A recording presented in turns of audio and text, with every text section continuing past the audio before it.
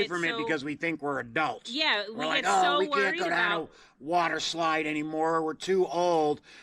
And the fact of the matter is, if that's your thinking, then you are going to be too old. Exactly. You get so worried about what the other adults around you are going to think or judge, and fuck them. I don't care. When we went to the water park, and she'll probably listen to it, and I really don't mean any ill by it, but the friend that we went with, she was like, I'm not going to go down the slide. Hi, we're James and Kara, and this is Kerouacs Cruising. We are two ordinary people exploring what it means to build a life that feels true, day by day, from one campfire to the next. This is our adventure, and we're glad you're part of it. Good morning, friends. Hi, everybody. Thanks for joining. We are in Idaho. We've had a great trip leaving Arizona, getting to Idaho for the summer. We did make it to Idaho before my son's birthday, before the grandbaby's birthday, and a little more than 2 weeks we've been here, and we really just been celebrating. And celebrating my son's birthday, the baby's birthday, 4th of and July. the 250th birthday of the United States. Yeah. So we've done a lot of things since we've been here. One of the things that we've been enjoying every day, we bought them a while ago and really haven't been able to use them until now, right? We got them in Iowa. Yeah, so the plan was, if you've been following episode to episode, that we were going to spend a good amount of time in Montana on our way to Idaho. We really weren't supposed to get to Idaho until last week. Really the end of June. After the 27th. Yeah. Because we had an event in Red Lodge, Montana. So we thought we were going to be spending 2 or 3 weeks in Montana, and we, from our previous trips, know there's a lot of really beautiful alpine lakes in the Beartooth Pass. And so we wanted to paddleboard that area. And so with that in mind, I was like, I don't want to go there and for that amount of time and not have a paddleboard. So we ordered our paddleboards while we were in Iowa so that we would be able to paddleboard in Montana. And then our plans changed, and we didn't end up actually blowing them up and using them until we got to Idaho. But we just had a look at them. Yeah, we just carry them around, lug the boxes around. So it was really cool because we were a little bit nervous about whether or not we'd have to deflate them every time we travel, and we were able to fit them in the camper when we moved a couple of days ago. They fit right in easy. Two of us helps it be easier, but James could probably manage to get them in on his own, but I think it makes it easier when you've got somebody directing the direction. They fit perfectly on the kitchen table. Yeah. So it is going to be easy to bring them with us anywhere we go. Yeah. I'm super excited to be able to use them every day in Idaho, but I can't wait to use them this winter on the Colorado River even. So it should be fun. I'm happy we got them, and I'm happy so far they're easily accessible. They're easily used anywhere. Yeah. You know, even if the water's cold, you can use them. Just don't fall in. Yeah. Or fall in and be cold. Yeah. So I think they're a little more... well, nowadays, I guess you can get a blow-up canoe, too. They're nice because they're blow-up, and they're really sturdy. Yeah. Now, just so that people are aware, if you haven't used boats in different states, most states, you have to get a permit in order to use their water. In Idaho, it's $7. We haven't looked into other states yet because we haven't used them in other states yet. And most of them, you don't have to have the physical permit. You can just have the receipt on your phone, have the physical permit sent to your house or whatever if you're just passing through. But just be aware of that so you don't get in trouble. And that money goes to keeping invasive species out of the waterways. If you've traveled a lot, you're going to see every boat has to come.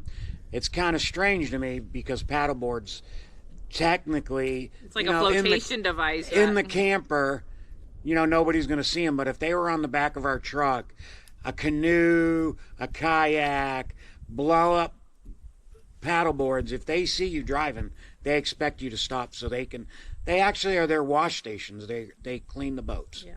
So it's not a bad thing. The other thing you want to remember is if you're going to have paddleboards, and we have been doing it illegally, is you need life jacket. You need to have a life jacket. We don't have a life jacket. To me, it's a blow-up device is like a life jacket, but paddleboards are considered a boat, so you need a life jacket. It's very strange to me because if you blow up a tube and you use that on the water and you're floating around on a tube, you don't need a life jacket, but you need a life jacket on a paddleboard.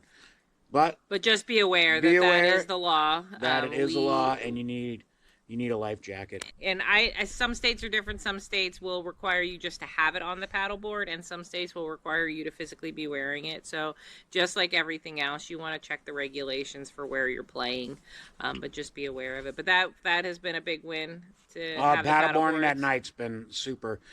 One of the other things that is awesome, and we've only done it once, my son and his wife hiking behind their house have found rocks that you can climb. So my son has... It's on lumberland, so it's recreational land behind his house. And it's literally less than a mile away. A past coworker went and rated it and bolted it so that we can top rope, which means if you're not familiar, you climb to the top of the rock and clip in your ropes, and then you go down to the bottom, and then everybody belays each other, helps each other to get up the rock face. So that's pretty cool. That's a win because it costs money to go to rock climbing gym. Mm-hmm. So for me and Kara to go practice our belaying and tying knots is going to be a great win. And for we've the been summer. doing pretty good on High Five, the knots, and James has been doing more of the belaying. He was nervous about it last year.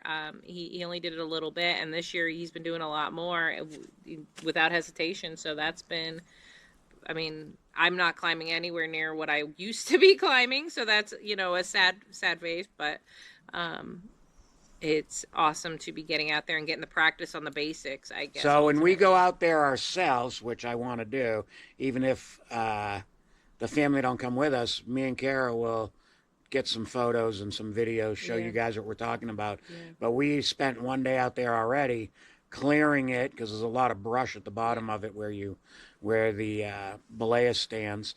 So, and then the rocks are mossy. So and dirty, just the dust. We've brought out a wire brush to be able to do the finger holes and stuff to be able to climb these rock surfaces. And the rocks are pretty hard, I got a blister, put it that. I got a cut on my finger. They're hard, physically, but they're also difficult. Our family that we climb with, they're pretty avid climbers. They climb weekly and have been for years. Ryan in particular, they can go up anything. Can do some really impressive climbs. In the gym especially, he'll be on tiny little dots, and be able to get his thumb in just the right way to balance his body. It's really impressive to watch, and they were having a hard time summiting these rocks. So there'll be good practice, that's for sure, at building the muscle. And even if we don't complete it, one of the things we keep trying to remind ourselves is every time we attempt, we're still building up our muscles, we're building up our stamina, our endurance, building up our calluses on our fingers to be able to hold ourselves up there. So it's a little tough to climb there because you don't feel like you're winning. You don't feel like you're completing the climb, but it's going to be good for us in learning the knots, getting more comfortable with belaying so that we can climb without them outdoors, and we haven't even building up our muscles. We set up 2 ropes, so there's some still easier stuff, they just didn't want to rope to that. So, and it's more of a gradual like this going up versus like that. So the next time me and Kara go, we're going to put a rope on the easiest spot, which is when you have it more like that. Yeah, it might seem easier, but right now it's all mossy, so it's going to be slippery until we get the rocks cleared off. But I do want to try some of the easier routes. We just got to go there more often. Yeah. That's the final decision. So we've only done that once. We got to watch the fireworks, and they call it the Overlook, which is, again, another easy hike from his house that you get full view of the lake, and they do a huge firework display every year. It seems like every other neighbor on that lake lights off fireworks. It's a really cool spot that we get to witness them from. So we got to experience the fireworks for a couple hours. They didn't start. We usually don't stay out that late. The fireworks didn't start till 9, and we didn't get home till midnight.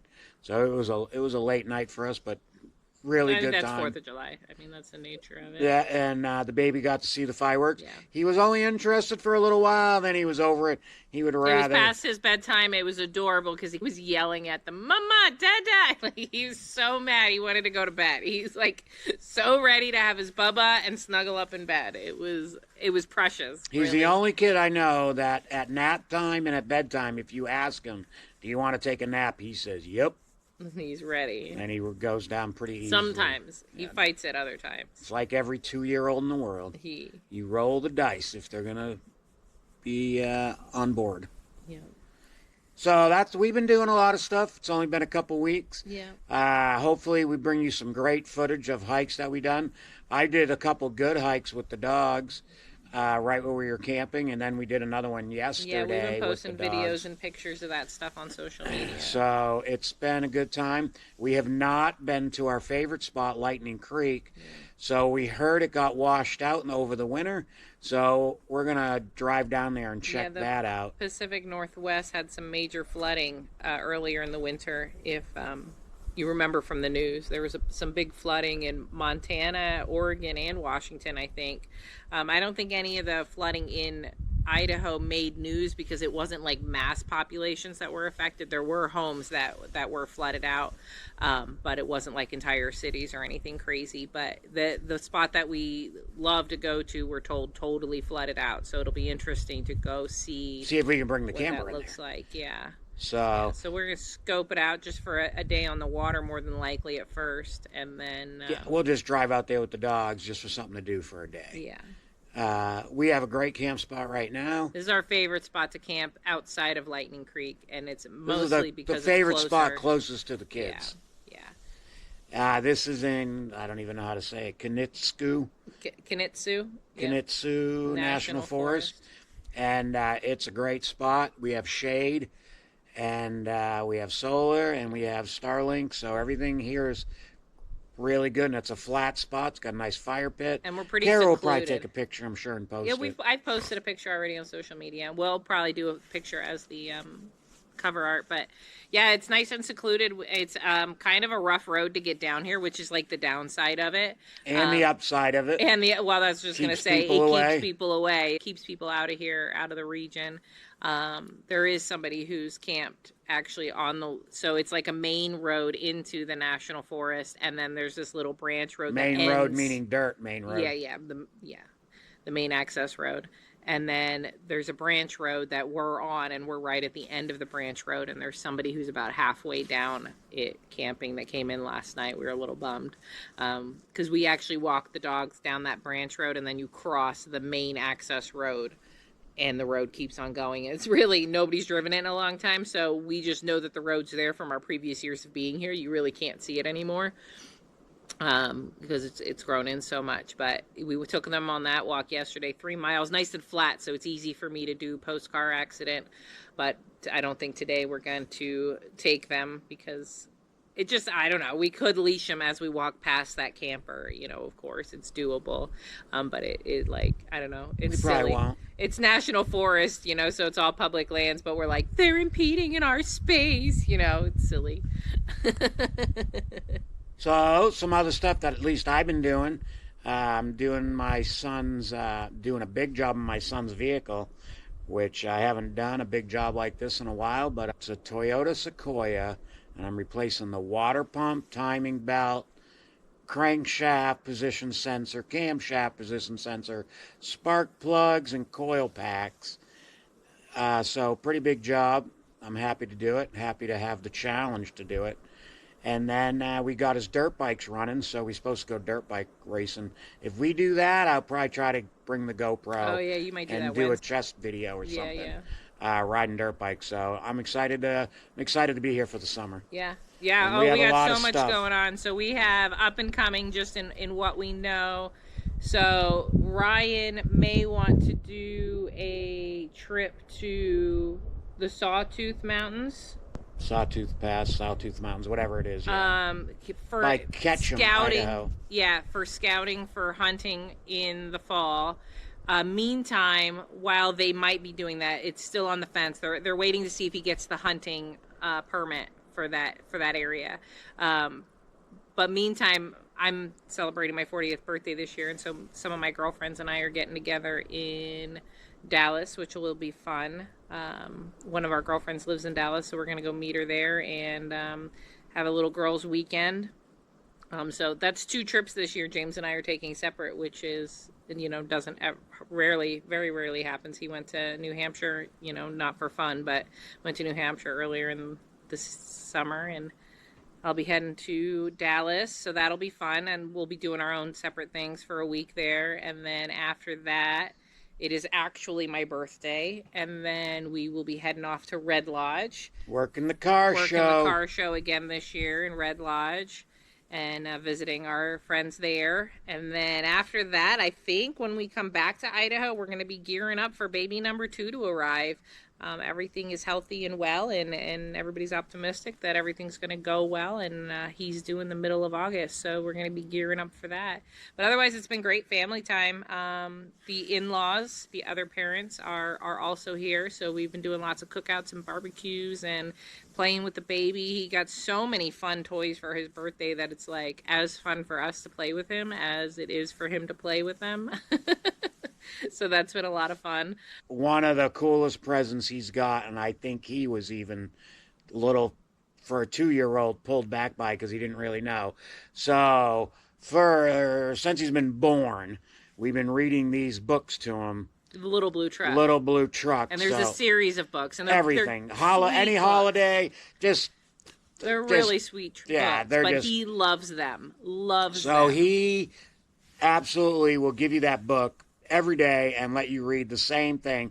The books are so impactful on him that mom and dad know him by heart. They don't got to get the book. Yeah. He can turn the pages. They know what's on the pages. Yeah. That's how many times the books have been read. Yeah. So it's a little crazy. Well, Deidre's parents, we call them the parents, but the in-laws, they actually bought him a battery-powered Little Blue Truck.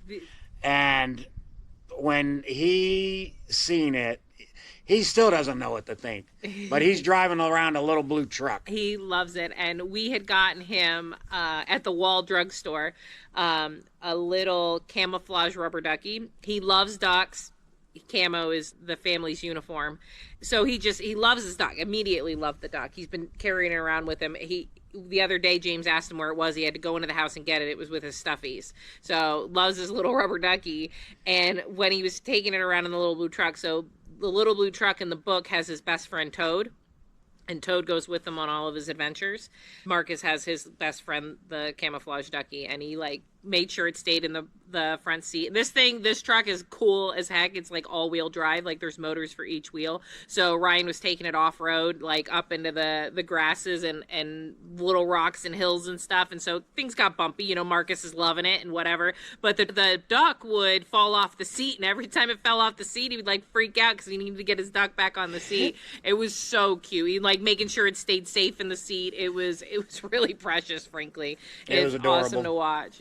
He's so much fun. He's a riot, frankly. And yeah, he driving around, it looked like he was living a dream. He just couldn't believe that he had a Little Blue Truck and he's being driven around. It's cool. So I mean, we all had these things as kids, or we knew of them, had friends that had them as kids. I had a Jeep one when I was a kid, and now they've got remote control. So he obviously at 2 years old can't really drive. He can't even hit the pedals yet. Yeah, he can't reach the pedals.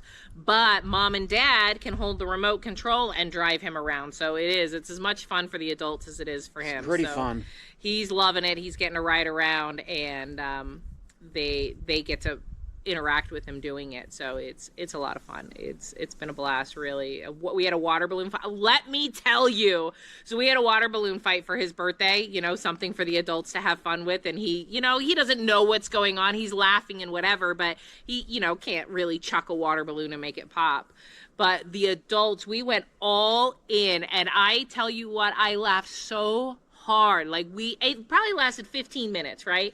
Yeah, but it was you'd be surprised. It was 75 water balloons, and we demolished them maybe 20 minutes. It was so much fun. I cannot believe how much fun we had. It was a ridiculous amount of fun. Everybody was just being kids again. And I think that we need more play in our life. James and I have talked about that in previous episodes, incorporating more play in your life.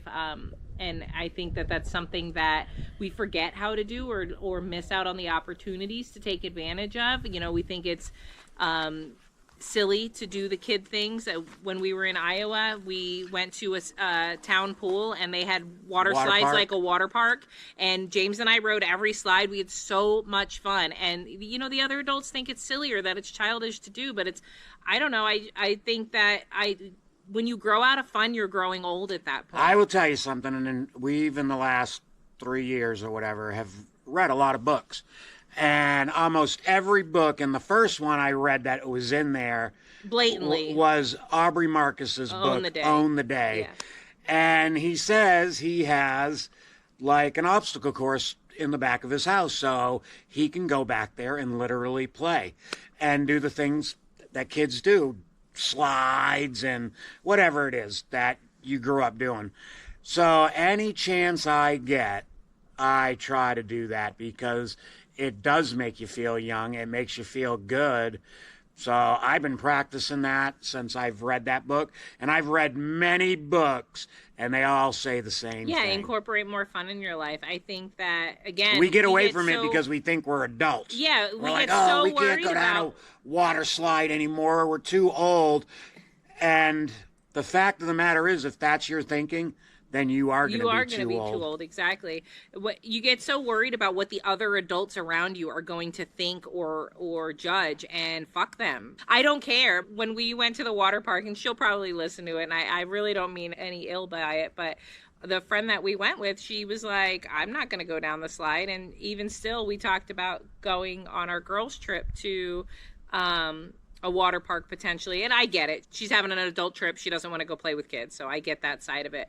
But they were saying that they wouldn't go down the water slides, and I'm like, why not? You're not going to get hurt. Everything's fine, and it's for fun, and everybody else who's there is probably never going to see you again. So even if they think you're the most outrageous human on the planet, you're probably never going to see them again. And even if you do, they're probably secretly wishing they had the balls to do the same thing. Life's too short not to have fun with every moment. That's part of why we love rock climbing so much. It feels like a playground. It feels like permission to play and have fun and climb rocks in nature like you're a kid again. Like it's a blast. And I will tell you, we were at that water park in Iowa.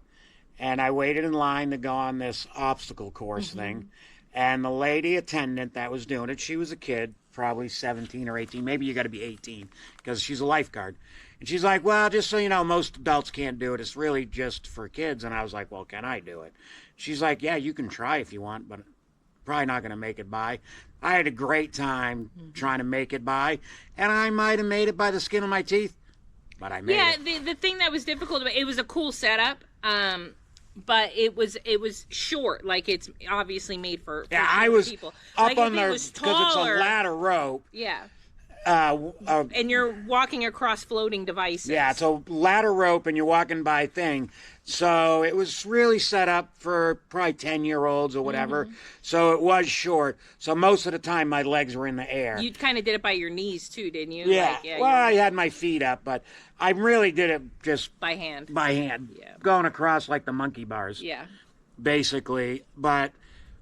it was fun to do, and I know afterwards a lot of adults got in line after I did it. Yeah, not only that, but then when we first went down the first water slide, our friend's husband was like, I kind of really want to do that. And so we got him to do it, you know? He did it. And I think same thing, us going and doing it is encouraging the other adults who weren't feeling brave enough to be the first one or be the first one that they noticed, go and jump on these water slide. I mean, the only other adults that were on the line were there with their younger kids.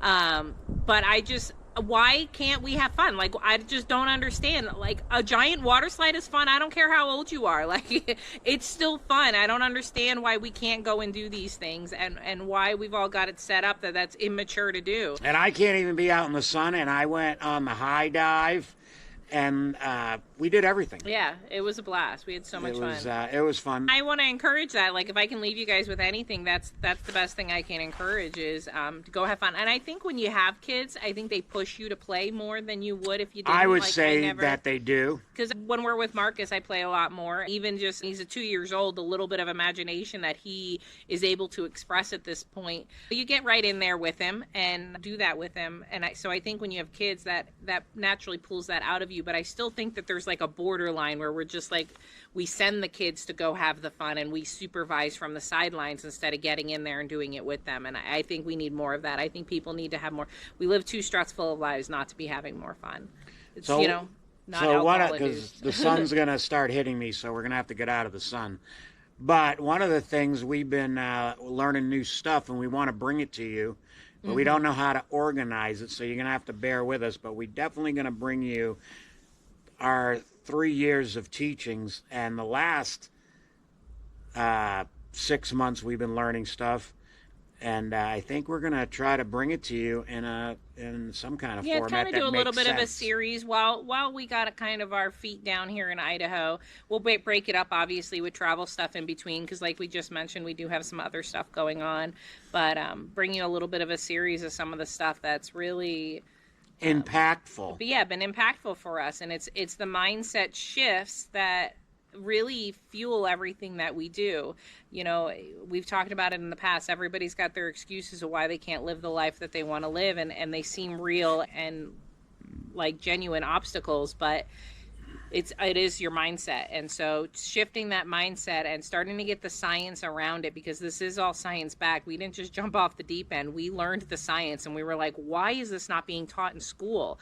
And it messes up the societal structure, frankly, to teach it in school. And so I understand. I think they will not. Teach it in school. I hope that change is coming. So I do, but it's just still new. This new information, this discoveries about our past, and really where humankind comes from. They got it wrong the first time around, and nobody likes to be wrong. Yeah, and we'll go deeper into it. The information's, 10 years or less. What I think is mind-blowing is that, we're learning all of this stuff, and we're not disseminating it widely. It's not making national or worldwide news, but because they're afraid it's going to shift the paradigm too much, that people are just going to go nuts, like, what? This is so mind-blowing. But then, they announce that aliens are real, and we have been experimenting on them for decades and whatever, and everybody's like, yeah, cool, we knew. So it's like, why do they think this is going to be such a big deal when nobody cared about aliens in the first place, like at this point? So we'll talk about it in some future episodes, and we'll with give the you where science you can and the do facts. your own research. Yes, exactly. And look at the information yourself. Because it is really mind-blowing, and it's ridiculous to me, especially when you look at the one fact with Darwin's theory that was accepted immediately after he disseminated in the late 1800s, straight poking holes in his own theory, but everybody was like, yeah, that's cool, it's not religion, so we're all just going to widely accept it without ever changing our opinion of it. And so when you really dig in deeper, it's like, this is, and it's something that I once believed in deeply and wholeheartedly. And when you start looking at the more modern science with our more modern tools and our more modern capabilities of learning things a lot deeper than we've ever known them, and the fact that we're not allowing it to change the way that we think is really silly. And things only change when you change. You have to change the way you think in order to grow. If you stay the way you've always been, you're always going to be the way you've always been. You can't change your life with the same pattern of thinking that got you where you're at. So we're hoping to give you guys some of that. Change your patterns of thinking, start digging in a little deeper, start doing some research, start getting curious. So if we're inspiring to you, but you can't even imagine how you would do what we do, whatever that shape means for you, obviously it may not be traveling, but you can start getting a taste for really what fuels us and what pushes us and encourages us to do the cool, amazing life that Guys, we do. I'm sorry, but I get out of the sun. Yeah, we gotta get out of the sun. We love you guys. We'll talk to you next week. Thanks for watching. Stay tuned.